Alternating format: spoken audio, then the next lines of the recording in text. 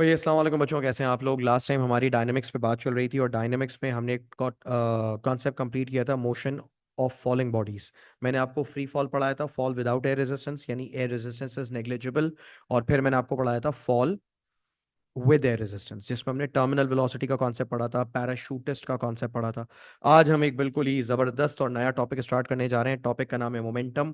मैं चाहूंगा कि मेरे जितने भी बच्चे इस वक्त क्लास में बैठे हुए हैं वो अपने नोटबुक्स निकाल के बैठें, ताकि जितनी भी इंपॉर्टेंट चीजें मैं आपको पढ़ाने लगा हूं वो नोट्स आप नोट डाउन कर लें, आपके काम आएगा। अब सुने भाई, सबसे पहले तो आप सुने मोमेंटम होता क्या है।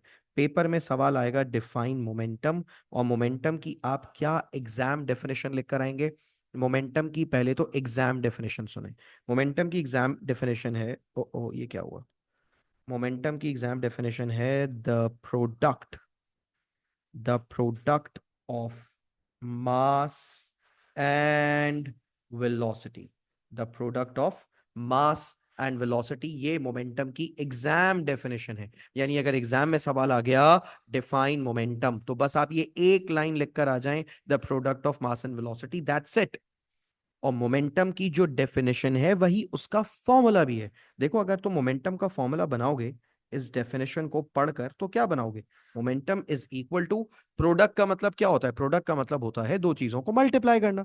तो आप मल्टीप्लाई कर दें, किन किन दो चीजों को मल्टीप्लाई करेंगे आप मास को मल्टीप्लाई करेंगे किसके साथ, वेलोसिटी के साथ। तो momentum is the product of mass and velocity. तो बेटा फॉर्मूला क्या बन गया, देखो, मास को आप लिखते हो m, वेलोसिटी को आप लिखते हो v, और मोमेंटम को आप स्मॉल p से डिनोट करते हो। तो ये आ गया आपका मोमेंटम का formula, p is equal to m v, that's it. अच्छा, मोमेंटम के बारे में मैं बच्चों को चंद बातें बताता हूं। पहली बात, momentum is a vector quantity, please ये बात मत भूलिएगा। मोमेंटम क्या होता है मेरे बच्चों, मोमेंटम वेक्टर क्वांटिटी होता है। और दूसरी बात मोमेंटम के बारे में, मोमेंटम का यूनिट सुने, मोमेंटम का यूनिट है, इसका एस आई यूनिट समझें। देखें बेटा, मास का यूनिट क्या होता है आपको बताया है मैंने, एस आई यूनिट हम बहुत डिटेल में पढ़ चुके हैं। मास का यूनिट क्या होता है, मास का यूनिट होता है केजी। क्या यूनिट होता है मास का, केजी। तो एस आई यूनिट, ये देखें, मास की जगह लिख देंगे आप केजी। और वेलोसिटी का यूनिट क्या होता है, वेलोसिटी का यूनिट होता है ms-1। तो मोमेंटम का यूनिट क्या बन गया, मैं इसको फ्रेश रेड कलर से लिख देता हूं, kg ms-1। This is the S I base unit of momentum. ये बच्चों को पता होना चाहिए, मास का केजी हो गया, वेलोसिटी का ms-1 हो गया। अगर किसी भी बच्चे को रिकॉर्डिंग इसमें प्रॉब्लम है कि सर ये कैसे बन रहे हैं यूनिट्स, तो वो जाके चैप्टर 1 में एसआई बेस यूनिट्स की रिकॉर्डिंग देखे, उसको समझ आ जाएगा कि ये मैंने कैसे बनाया है, kg ms-1। अच्छा, अब सुने जरा, बड़ी अच्छी अच्छी मजे मजे की बातें करते हैं। पहले तो जब मैं बच्चे को बताता हूँ ना कि सर मोमेंटम होता है product of mass and velocity, ठीक है भाई, बच्चा एक सिंपल से सवाल पूछता है, कहता है सर मोमेंटम प्रोडक्ट है मास और वेलोसिटी का, ठीक है, ये बात समझ आ गई, मगर एक बात बताएं, ये तो आप मोमेंटम की डेफिनेशन को ही इंग्लिश में बोल रहे हैं। Momentum is the product of mass and velocity, ये तो कोई डेफिनेशन थोड़ी ना हुई, ये तो आपने मोमेंटम का फॉर्मूला ही था जो आपने डिफाइन कर दिया, फॉर्मूला बता दिए तो आपने। मोमेंटम का मतलब क्या है सर, मोमेंटम हमें बताता क्या है, what does it tell us. जैसे अगर किसी ऑब्जेक्ट का मोमेंटम ज्यादा है या किसी ऑब्जेक्ट का मोमेंटम कम है, what do we get to know about this. हमें ऑब्जेक्ट के बारे में पता क्या चल रहा है मोमेंटम से, हमें तो सर समझ ही नहीं आ रहा कि मोमेंटम का एग्जैक्टली मतलब क्या है। तो मोमेंटम का मतलब मैं आपको बता रहा हूं, momentum momentum is the measure of amount of motion in a body। Momentum आपको क्या बताता है, मोमेंटम आपको बताता है amount of motion in a body. क्या मतलब है सर इस बात का, मैं आपको अभी बताता हूं। आसान सा मैं आपसे एक सवाल पूछूंगा, आप मुझे उस सवाल का जवाब देंगे, आपको मोमेंटम समझ आ जाएगा, ठीक है। I am going to ask you a very easy question, ठीक है। अब मुझे एक बात का अच्छा सा जवाब देना, ठीक है। तुम्हारे पास एक छोटी सी गाड़ी है, ठीक है, इस गाड़ी का मास है 800 kg, और तुम्हारे पास एक बड़ा सा ट्रक है, और इस ट्रक का मास है 3000 kg, ठीक है। इस गाड़ी की स्पीड है 10 मीटर्स पर सेकेंड और इसकी भी स्पीड है 10 मीटर्स पर सेकेंड। अब तुम नोटिस करो एक बात, हल्का ऑब्जेक्ट, छोटी गाड़ी जो कि हल्का ऑब्जेक्ट है, it is moving at 10 metres per second, और जो बड़ी सी गाड़ी है उसका मास है 3000 kg, मगर उसकी स्पीड भी कितनी है 10 मीटर्स पर सेकेंड, यानी both are travelling at the same speed ना, दोनों की स्पीड तो बराबर है। जितनी स्पीड से छोटी गाड़ी आगे जा रही है उतनी स्पीड से बड़ी गाड़ी आगे जा रही है। अब मुझे एक सिंपल सी बात का जवाब दो, किस ऑब्जेक्ट को 10 की स्पीड से मूव करवाने में ज्यादा एफर्ट, ज्यादा मेहनत लग रही होगी? Which is going to require more effort to make it move at 10 metres per second? Yes, very good, Faria. The bigger mass, the bigger truck, the one with 3000 mass, है ना? It is going to require more effort. It is going to require more force. It is going to require more motion. तुम्हें पता है छोटे object को ना move करवाना आसान, it is going to require less motion. बड़े ऑब्जेक्ट को मूव करवाना मुश्किल है, because it is going to require more motion. तो momentum is not the measure of speed, momentum speed का मेजर थोड़ी है। तुम नोट करो दोनों की स्पीड सेम है, छोटी गाड़ी की भी स्पीड 10 है, बड़ी गाड़ी की स्पीड भी 10 है। बहुत सारे बच्चों को लगता है सर मोमेंटम से हमें ऑब्जेक्ट की स्पीड पता चलती होगी, no, not at all. Momentum से तुम्हें स्पीड पता नहीं चलती, मोमेंटम से तुम्हें पता चलता है उस ऑब्जेक्ट के अंदर मोशन कितना है, मोशन कितना है। जैसे अभी तुमने खुद ही कहा ना सर यहाँ पे छोटे ऑब्जेक्ट को लेस मोशन रिक्वायर्ड है, बड़े ऑब्जेक्ट को मोर मोशन रिक्वायर्ड है। ठीक है, दैट मीन्स बड़े ऑब्जेक्ट का मोमेंटम ज्यादा है, छोटे ऑब्जेक्ट का मोमेंटम कम है। तो मोमेंटम से आपको एक ऑब्जेक्ट के अंदर कितना मोशन है ये पता चलता है। क्लियर हो गया? लेकिन जब अगर पेपर में सवाल आ गया, पेपर में अगर सवाल आ गया डिफाइन मोमेंटम, तो तुम ये मोशन वाली बात लिखकर मत आ जाना। क्लियर हो गया? तो ये मैं मिटा रहा हूं, ये मैंने सिर्फ एग्जांपल के लिए ड्राइंग बनाई थी। तो तुम पेपर में अगर मोमेंटम का सवाल आ गया डिफाइन मोमेंटम, तो तुम सिर्फ क्या लिख कर आओगे? तुम लिख कर आओगे the product of mass and velocity, that's it. Product of mass and velocity, simple, easy. कैसा? Product of mass and velocity momentum हो गया। गुड है? पक्की बात है? अब आ जाओ जरा आगे जल्दी से, ठीक है? ये तो मोमेंटम हो गया। अब अगली स्टोरी सुनो। पेपर में एक सवाल आता है या कॉन्सेप्ट पूछा जाता है, मोमेंटम का नहीं बल्कि चेंज इन मोमेंटम का, चेंज इन मोमेंटम। और मजे की एक बात बताऊं, ये तुमने ओ लेवल में पढ़ा है, चेंज इन मोमेंटम का एक और नाम है, चेंज इन मोमेंटम को आप प्यार से क्या कहते हैं? चेंज इन मोमेंटम को आप प्यार से इम्पल्स कहते हैं। तो आप चेंज इन मोमेंटम बोलें या इम्पल्स बोलें, बात एक ही है। क्लियर हो गया? ईदर यू से चेंज इन मोमेंटम और इम्पल्स, एक ही बात है। और चेंज इन मोमेंटम का फॉर्मूला क्या है? देखो एक बात बताओ यार, इजी करते हैं, फिजिक्स आसान है, मुश्किल बनाने की जरूरत नहीं है। आप बताओ मोमेंटम का फॉर्मूला क्या होता है? पी का फॉर्मूला क्या है? मोमेंटम का फॉर्मूला होता है sir m v, m v. तो चेंज इन मोमेंटम का फॉर्मूला क्या होगा? देखो मोमेंटम के साथ मैंने डेल्टा लगा दिया, डेल्टा का मतलब क्या होता है? डेल्टा का मतलब होता है चेंज। अगर मोमेंटम का फॉर्मूला है P is equal to m v, change in momentum का फॉर्मूला क्या होगा? अगर आपने मोमेंटम के साथ डेल्टा लगाया है तो आपको वेलोसिटी के साथ भी डेल्टा लगाना पड़ेगा, एम डेल्टा भी। अगर P बराबर है एम वी के, तो डेल्टा P बराबर होना चाहिए एम डेल्टा वी के। बच्चे पूछते हैं सर आपने मास के साथ डेल्टा क्यों नहीं लगाया, वी के साथ डेल्टा क्यों लगाया? बेटा मास थोड़ी चेंज होगा ऑब्जेक्ट का, ऑब्जेक्ट का मास थोड़ी चेंज होगा, ऑब्जेक्ट का वेलोसिटी चेंज होती है। क्लियर हो गई ये बात? अच्छा जी, तो ये किसका फॉर्मूला आ गया? ये चेंज इन मोमेंटम का फॉर्मूला आ गया। अच्छा, चेंज इन मोमेंटम का एक और फॉर्मूला भी है जो मैं आपको बताना चाहूंगा। ये फॉर्मूला आया कहां से ये अभी थोड़ी देर में आपको पता चल जाएगा। एक और फॉर्मूला ये आप रट्टा मार लें, ठीक है? There is one more formula, force multiplied by time, ये भी चेंज इन मोमेंटम का फॉर्मूला है। क्लियर हो गया? तो चेंज इन मोमेंटम के, very good Ifra, very good, you predicted it correctly. Change in momentum के तुम्हारे पास आ गए दो formula, formula number 1, formula number 2। अच्छा एक बात बताओ, change in momentum m delta v के बराबर भी है और change in momentum F T के बराबर भी है, ये बात समझ आ गई? अच्छा, इस तरह तो चेंज इन मोमेंटम के दो दो यूनिट्स बन जाएंगे, या मोमेंटम के दो दो यूनिट्स बन जाएंगे। देखे ना सर, अगर मैं ऊपर वाले फॉर्मूले से यूनिट बनाऊं तो मास का केजी होता है और वेलोसिटी का होता है मीटर पर सेकंड। और अगर मैं नीचे वाले फॉर्मूले से यूनिट बनाऊं, नीचे वाले फॉर्मूले से अगर मैं यूनिट बनाऊं तो फोर्स का यूनिट होता है न्यूटन, है ना? और टाइम का क्या होता है? सेकंड। तो सर, हम मोमेंटम का कौन सा यूनिट याद रखें? kgms-1 याद रखें या न्यूटन सेकंड याद रखें? बेटा दोनों याद रखने हैं। ये तुम्हें दोनों पता होने चाहिए। एग्जामिनर क्या हरकतें करता है? एग्जामिनर कभी कभार मोमेंटम या चेंज इन मोमेंटम का यूनिट केजी मीटर पर सेकंड भी लिखता है, और कभी कभार एग्जामिनर मोमेंटम को या चेंज इन मोमेंटम को न्यूटन सेकंड में भी एक्सप्रेस करता है। ठीक है?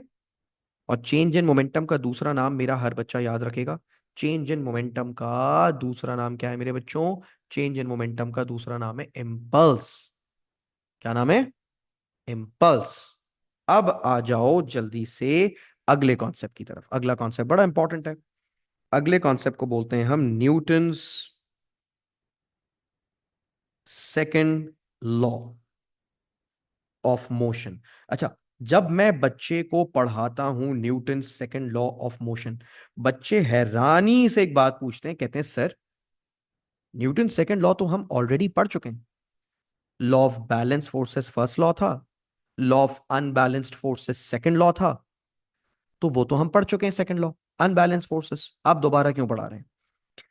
बेटा मैं आपको न्यूटन्स लॉ का एक ऑल्टरनेट स्टेटमेंट बताने जा रहा हूं। इनफैक्ट ये ऑल्टरनेट स्टेटमेंट यही है, नहीं है, यही न्यूटन का स्टेटमेंट है। क्या क्या क्या क्या क्या क्या क्या क्या क्या क्या क्या कहना चाह रहे हैं सर आप? मैं बता रहा हूं। आपने न्यूटन का क्या स्टेटमेंट पढ़ा था पहले? याद है? नहीं याद? मैं याद दिलाता हूं। एक मिनट रुकिएगा, एक मिनट पीछे चलते हैं नोट्स में, क्योंकि ये याद दिलाना बहुत जरूरी है। सुनो, इससे पिछली बार जब मैंने तुम्हें न्यूटन का सेकंड लॉ पढ़ाया था, तो ये रहा उसका स्टेटमेंट। ये देखो स्क्रीन पे है तुम्हारे सामने। क्या लिखा हुआ है? स्टेटमेंट लिखा हुआ है, object accelerates in the direction of resultant force when unbalanced forces are applied on a body।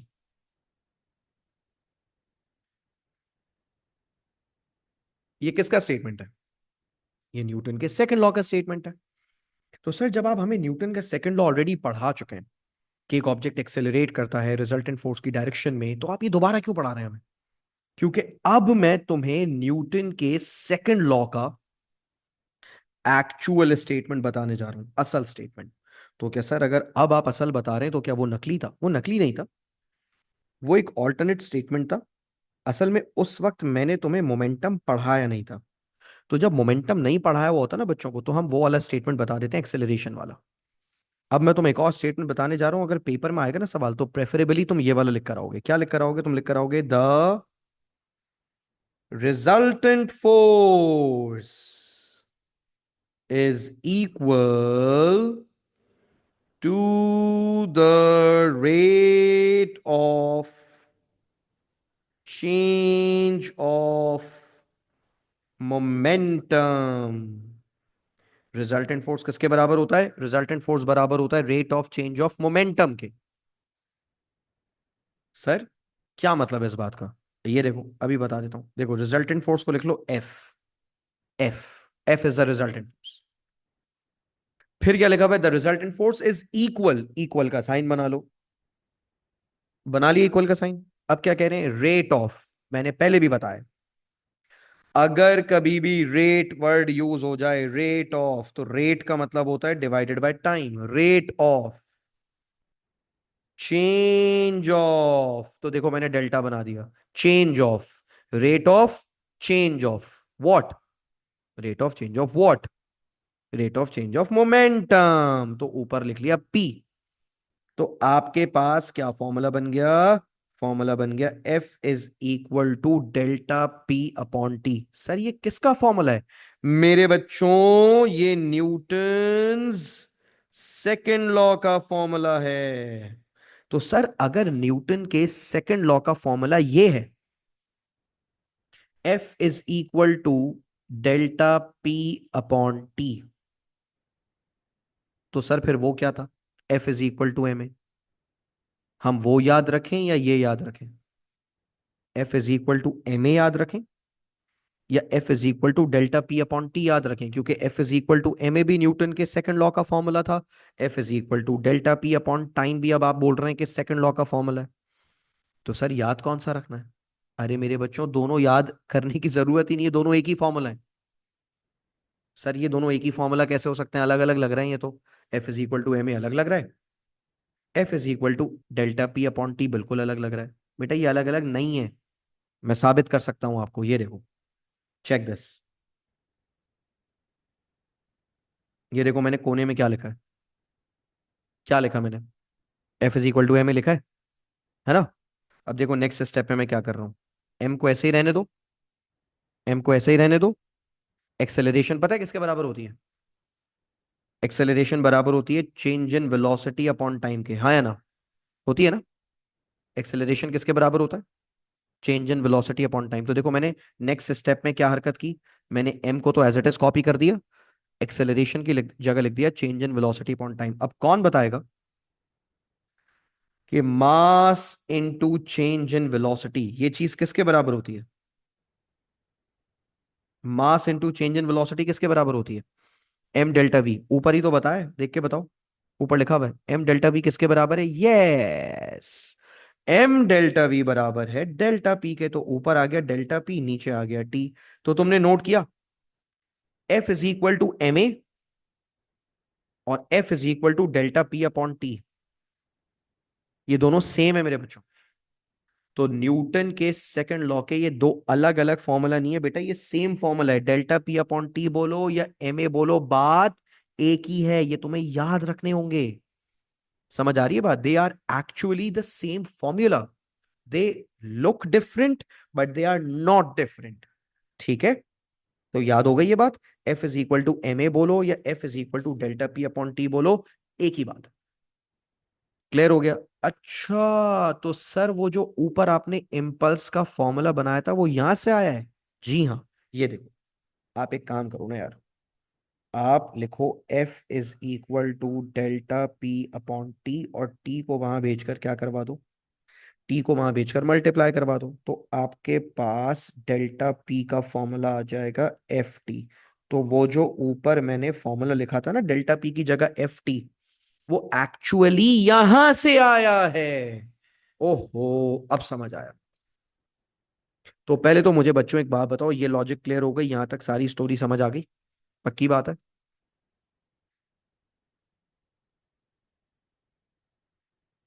Perfect, good job. अब सुनो, अब तुम क्या करने जा रहे हो? अब तुम मेरे साथ थोड़े से इसको वार्म अप करने के लिए ना क्वेश्चंस करने जा रहे हो, ठीक है? You are going to do some questions with me. अब देखो मैं तुम लोगों को कौन से क्वेश्चंस करा रहा हूँ, तुम लोगों को बड़ी हंसी आने वाली है, ठीक है?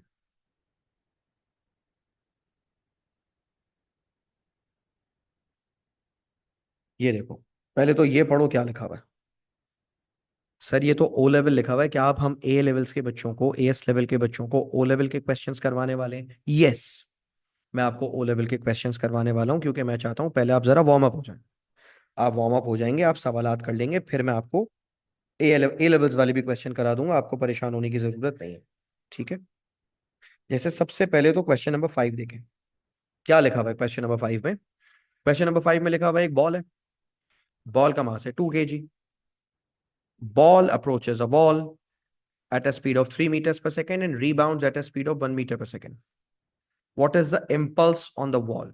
क्या जवाब देंगे आप इसका? जल्दी से बताएं। अब सबसे पहले तो मैं आपको यहां पे कॉमन मिस्टेक बताऊं जो आप लोगों ने भी की है और बाकी बच्चे भी करते हैं। वो कहते हैं यार चेंज इन मोमेंटम का या इंपल्स का फॉर्मूला होता है mass into change in velocity. Mass की जगह बच्चे लिखते हैं 2 और चेंज इन वेलोसिटी की जगह पता है क्या लिखते हैं? बच्चे बोलते हैं सर 3 की वेलोसिटी से गया और 1 की वेलोसिटी से वापस आया, तो चेंज आ गया 3 - 1 2 का, और 2 × 2 = 4। ये बिल्कुल गलत है, इट इज टोटली रॉन्ग। आप लोगों ने एक चीज यहां पर मिस कर दी। मोमेंटम मेरे बच्चों एक वेक्टर क्वांटिटी है। क्या है? Vector quantity. Momentum is a vector quantity, it is not a scalar quantity. अब सुनो मेरी बात। यहां पर मोमेंटम का फॉर्मूला लगाओगे मास इनटू चेंज इन वेलोसिटी। अब सुनो मेरी बात। मास की जगह तो लिखोगे 2। अब वेलोसिटी पे आ जाओ। तुम्हें पता है यहां पर तुम्हें एक कन्वेंशन बनानी पड़ेगी। देखो वेलोसिटी वेक्टर है। अगर जाने वाली वेलोसिटी को पॉजिटिव बोल रहे हो तो वापसी वाली को नेगेटिव बोलोगे। अगर जाने वाली को नेगेटिव बोल रहे हो तो वापसी वाली को पॉजिटिव बोलोगे। मैं काम करता हूं, मेरा अपना एक स्टाइल है। मैं राइट वाली को पॉजिटिव बोलता हूं और लेफ्ट वाली को नेगेटिव बोलता हूं। ये मेरा तरीका है। मैं राइट साइड वाली वेलोसिटीज को पॉजिटिव बोलता हूं और लेफ्ट साइड वाली वेलोसिटीज को नेगेटिव बोलता हूं। That is how I do it. Clear हो गया? अच्छा, अब आ जाओ आगे। यहां पर चेंज इन वेलोसिटी हम कैसे निकालेंगे? आप मुझे एक बात बताओ। चेंज इन वेलोसिटी निकालने का तरीका क्या होता है? Final velocity minus initial velocity. यही तरीका पढ़ा है ना आपने? तो आप बताओ इसकी वेलोसिटी फाइनल कितनी है, बाद वाली वेलोसिटी कितनी है? 1 माइनस इनिशियल वेलोसिटी कितनी है? इनिशियल वेलोसिटी है -3। तो अब जब आप इसको सॉल्व करोगे, 2 और 1 माइनस -3, तो बेटा माइनस माइनस तो प्लस होता है। तो बेटा ये हो जाएगा 4 और 2 4 are 8, 8 newton second. D is the right answer. ऐसे होना था ये सवाल। मेरी बात समझ आ रही है? तो यहां पर तुम लोगों ने पता है क्या गलती की? तुम लोगों ने साइंस को ओवरलुक कर दिया, साइंस को तुम लोगों ने इग्नोर कर दिया और यहां तुम लोग फंस गए। लेकिन परेशान होने की बात नहीं है। देखो मैं पढ़ाई इसीलिए रहा हूँ, कराई इसीलिए रहा हूँ ताकि तुम लोग ये गलतियों से सीखो। ठीक है, मैं एक और क्वेश्चन दे रहा हूँ और मुझे पूरी उम्मीद है इस बार तुम लोग गलती नहीं करोगे। अटेम्प्ट क्वेश्चन नंबर 9, जल्दी से क्वेश्चन नंबर 9 अटेम्प्ट करो। कह रहे हैं एक ऑब्जेक्ट है जो कि मूव कर रहा है 3 की स्पीड से, उस पर एक फोर्स लगी और उसकी स्पीड बाद में हो गई -4। चेंज इन मोमेंटम निकालो। देखो चेंज इन मोमेंटम का फॉर्मूला होता है mass into change in velocity. Mass कितना है ऑब्जेक्ट का? ऑब्जेक्ट का मास है 5 और चेंज इन वेलोसिटी निकालते हैं final minus initial. Final velocity है -4 माइनस इनिशियल वेलोसिटी कितनी है? इनिशियल वेलोसिटी है 3। तो -4 -3 होता है -7 और -7 इंटू 5 हो गया -35। ए इज द राइट आंसर। फिर से बता रहा हूं चेंज इन वेलोसिटी कैसे निकलता है। चेंज इन वेलोसिटी निकलता है final minus initial. Final velocity है -4 और इनिशियल वेलोसिटी है 3।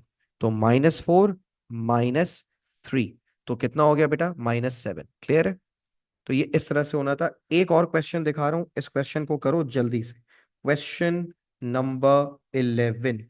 जल्दी से करो क्वेश्चन नंबर 11, और ये बहुत आसान है। ये तो मैं कह रहे हैं कि एक फुटबॉलर है, फुटबॉलर ने एक स्टेशनरी फुटबॉल को किक किया। देखो स्टेशनरी का मतलब यही है कि इसकी इनिशियल वेलोसिटी 0 थी। फिर वो जो फुट है, फुट वो कितनी देर तक कांटेक्ट में रहा? 0.05 सेकंड्स तक कांटेक्ट में रहा। और फिर वो कितनी स्पीड से प्रोजेक्ट हो गई? बॉल 25 की स्पीड से प्रोजेक्ट हो गई। फोर्स का फॉर्मूला होता है change in momentum upon time. और तुम्हें पता है चेंज इन मोमेंटम को तुम ऐसे भी लिख सकते हो, मास into change in velocity upon time. है ना? ये बात समझ आ रही है? अब देखो मास की जगह क्या लिखोगे? मास की जगह लिखोगे बॉल का mass which is 0.4, change in velocity. Change in velocity निकालते हैं बेटा final minus initial. Final velocity कितनी है? फाइनल वेलोसिटी है 25। इनिशियल वेलोसिटी कितनी है? इनिशियल वेलोसिटी है 0। और टाइम कितनी देर तक फोर्स लगी या कितनी देर तक वो जो फुट है, फुट वो आपकी बॉल से कांटेक्ट में रहा? 0.05 सेकेंड्स तक। क्लियर है? अब आपने इसका आंसर बताना है। कैलकुलेटर खोल लें, ये देखें। ऊपर लिखेंगे आप 0.40 इंटू 25 -0। नीचे आप लिखेंगे 0.05। आंसर आ गया आपका 200 न्यूटन। कितना आसान है? क्लियर है? इस तरह से ये होना था। सिंपल सा कॉन्सेप्ट है। कैसा? इजी था। तो आंसर लगा देंगे आप सी। अच्छा जी। इसके बाद अच्छा, अभी तक मैं आपको ये बता दूं कि ये मैं ओ लेवल के सवालात करवा रहा हूं आपको। अभी हम एएस पे नहीं आए। ठीक है? ये वाला सवाल करें, इससे भी देखें, इससे हो कुछ नहीं रहा, इससे आपका मोमेंटम का कॉन्सेप्ट क्लियर हो रहा है। ठीक है, ये कर लेंगे फिर हम इस लेवल के क्वेश्चंस पे जंप करेंगे। जल्दी से ये क्वेश्चन करें फौरन से। यहां पर आपसे कहा जा रहा है कि एक बॉल है, बॉल का मास है 0.5 kg और वो बॉल नीचे गिर रही है, और नीचे गिरी है वो 10 की स्पीड से और रिबाउंड हुई है वो 8 की स्पीड से। अच्छा, यहाँ पे मेरा एक तरीका है, सुन लें। मैं हमेशा ऊपर जाने वाली वेलोसिटीज को पॉजिटिव कहता हूँ और नीचे जाने वाली वेलोसिटीज को नेगेटिव कहता हूँ।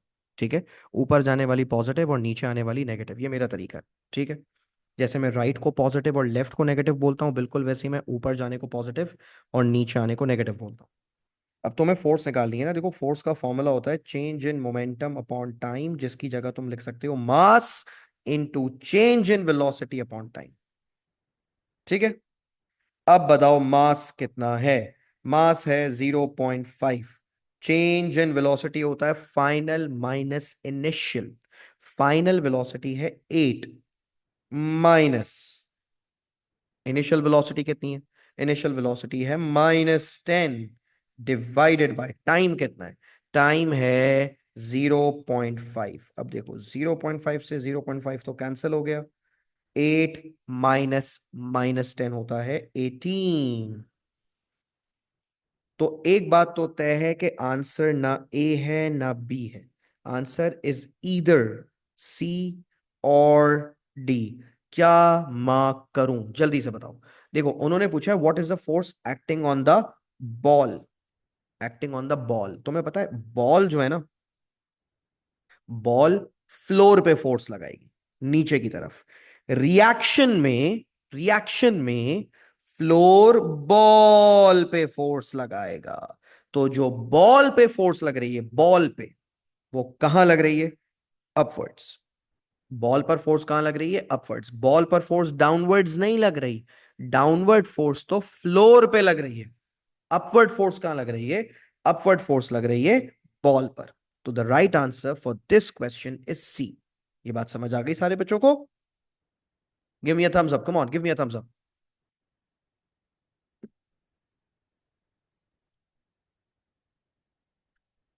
Good, perfect, perfect. अब आओ थोड़ा सा ए एस लेवल वाले क्वेश्चंस भी तो देखें, ओ लेवल वाले तो बहुत कर लिए। ठीक है, नहीं नहीं नहीं नहीं नहीं नहीं नहीं नहीं, अगर आपका आंसर नेगेटिव में आ रहा है, देखो देखो देखो देखो, नेगेटिव और पॉजिटिव में परेशान होने की जरूरत नहीं। नेगेटिव तो बेटा साइन कन्वेंशन की वजह से आ रहा है, जो तुमने साइंस लिया उसकी वजह से नेगेटिव आ रहा है। यहाँ पे लॉजिक से सोचना है। ठीक है, लॉजिक से सोचना है कि अपवर्ड फोर्स होगी या डाउनवर्ड फोर्स होगी, बी केयरफुल विद दैट। ठीक है,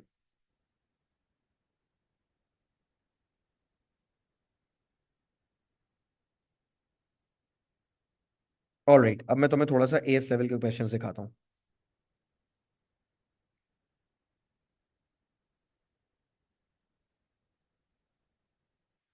और मैं जानबूझ के इजी क्वेश्चन से स्टार्ट कर रहा हूँ। ठीक है, I first be showing you easier ones, और जब मैं इजी वाले करवा दूंगा आहिस्ता आहिस्ता मैं डिफिकल्टी लेवल बढ़ाऊंगा। ठीक है, चले भाई।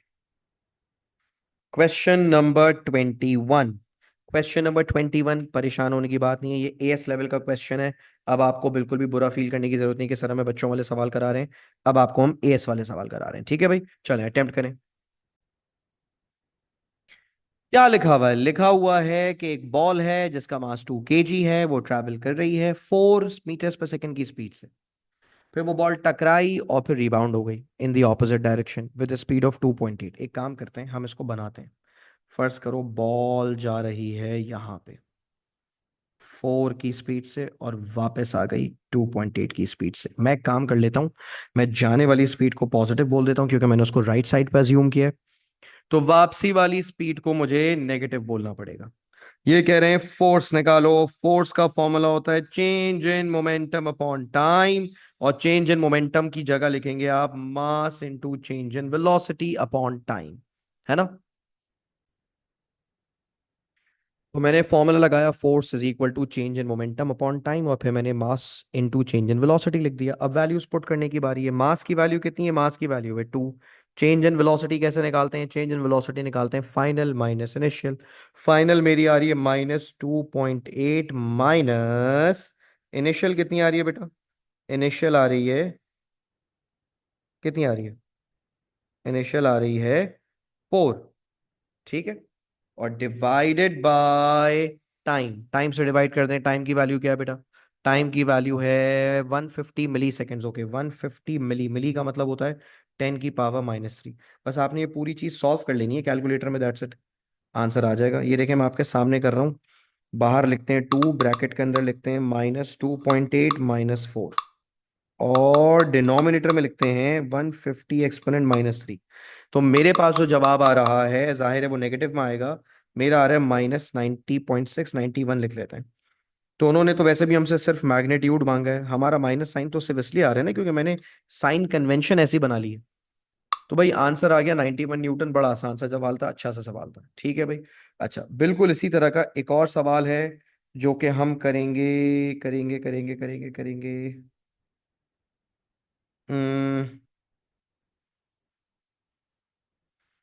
क्वेश्चन नंबर 23, ठीक है, ये उसी तरह का सवाल है, इतना मुश्किल नहीं है। जल्दी से करेंगे क्वेश्चन नंबर 20, बल्कि क्वेश्चन नंबर 23 से अच्छा एक सवाल मैं बता रहा हूँ, 1 मिनट रुक जाओ। क्वेश्चन नंबर 23 भी बुरा नहीं है, लेकिन मैं चाह रहा हूँ पहले तुम ये वो वाला सवाल कर लो, 17 कर लो। अटेम्प्ट क्वेश्चन 17, जल्दी से करो बेटा, ठीक है।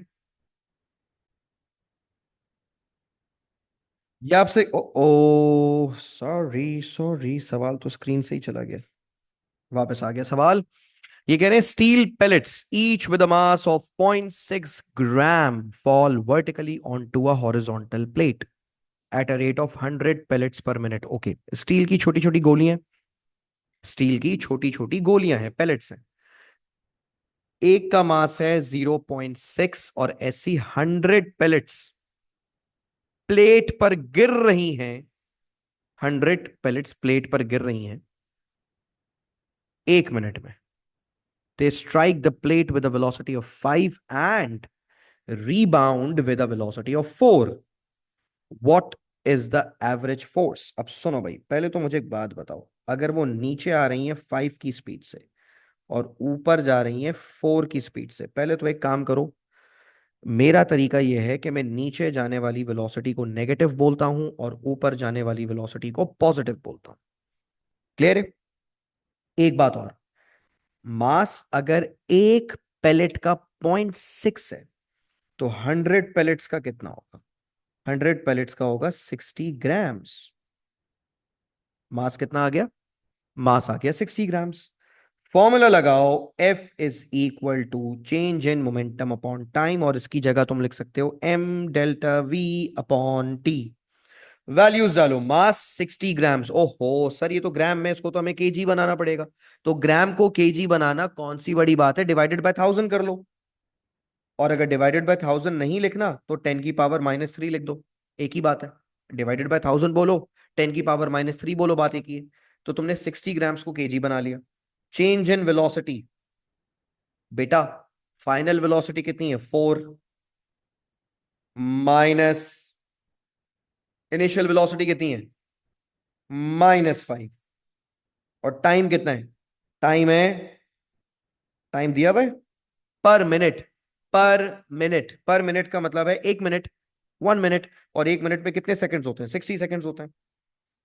जब तुम कैलकुलेटर पे ये पूरी वैल्यू पुट कर लोगे, ये देखो तुम्हारे सामने कर रहा हूं, 60 एक्सपोनेंट -3 इंटू